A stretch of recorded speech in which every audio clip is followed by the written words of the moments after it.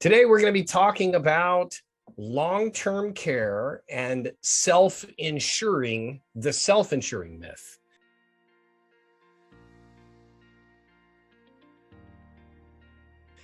And so if you want to join us, we have Garth Hassel, the author of Keep Your Life, who's going to help us make our way through this journey and confusion and mixed feelings about this whole idea of long-term care. I want to self-insure. I've got plenty of assets. This isn't something that's popular to talk about, but you've made it interesting in the second part of your book, your relationship to money, and you get people really thinking about the things that matter most. So help us better understand why you started this part of the book off talking about leverage, or you titled it unleveraged.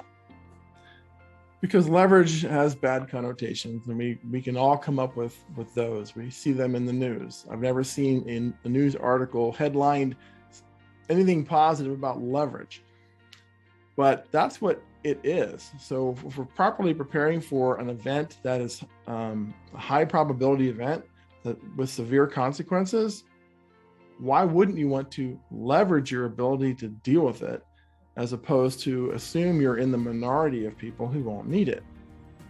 But the prevailing thought process out there is based on a couple myths. One is with regards to long-term care or extended care.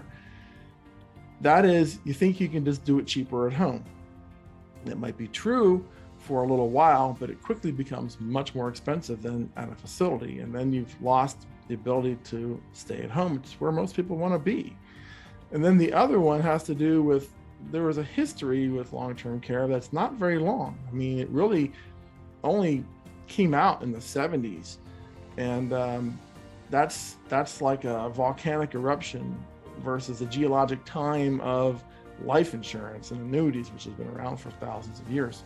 So being a new phenomenon, the insurance industry kind of missed the mark in the beginning, and they didn't prognosticate the future very well.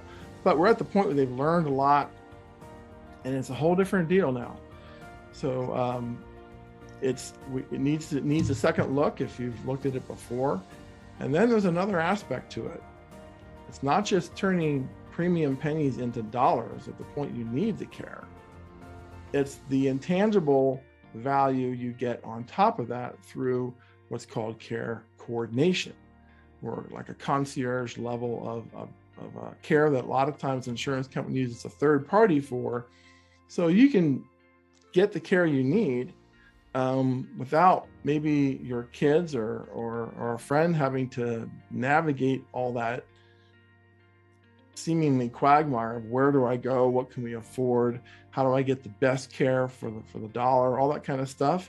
I mean, that takes astute thinking, and people who are caught up in emotions or cognitive fog, they can't handle that.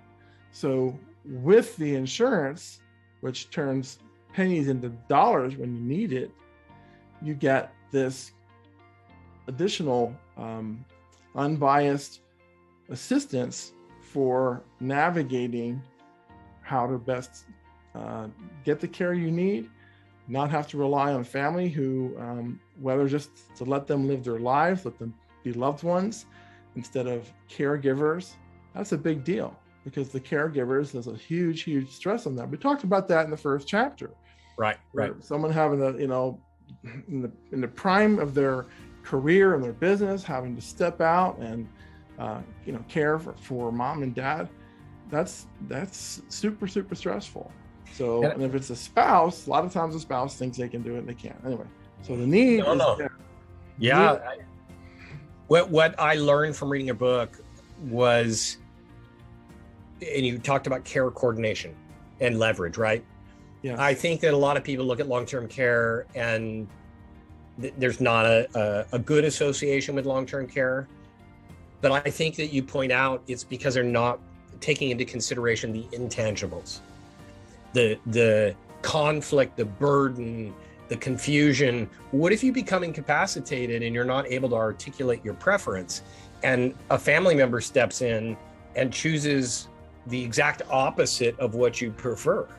So the idea of having an independent, non-family care coordination built into your plan, I just think it's genius. And I think it adds a tremendous amount of value to the conversation of long-term care or not.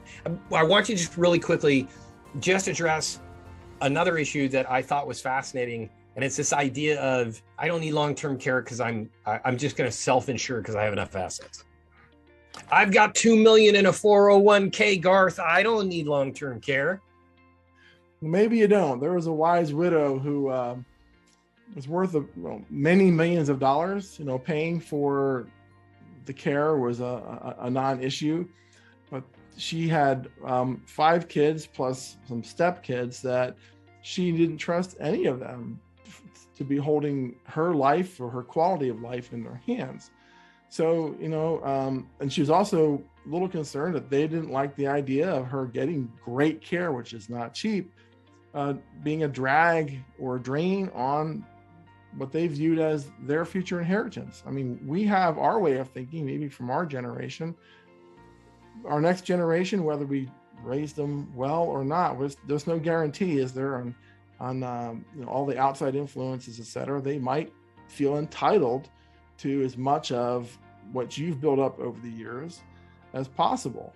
And that can have, harmful repercussions to you when you're vulnerable.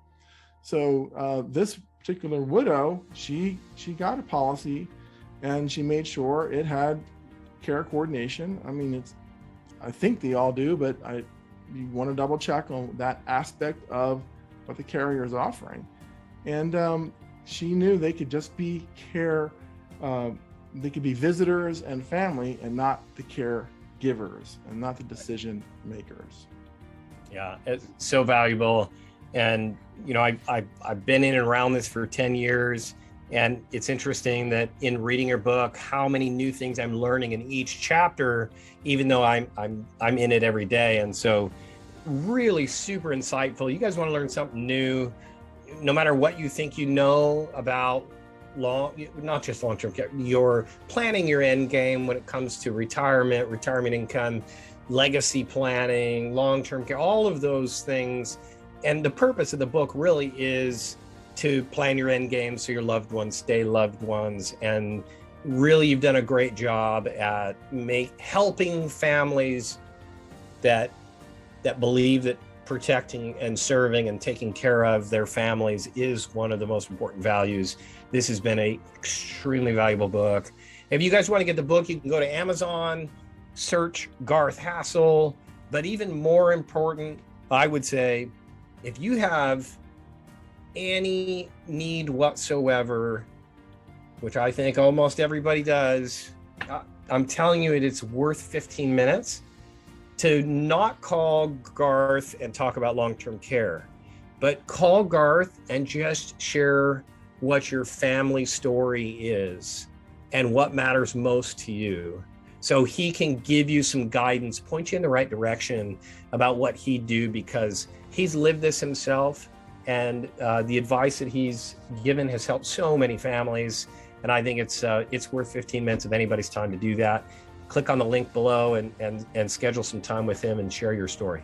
So Garth, thank you so much for joining us today and spending more time helping promote family values and protecting families. Thank you.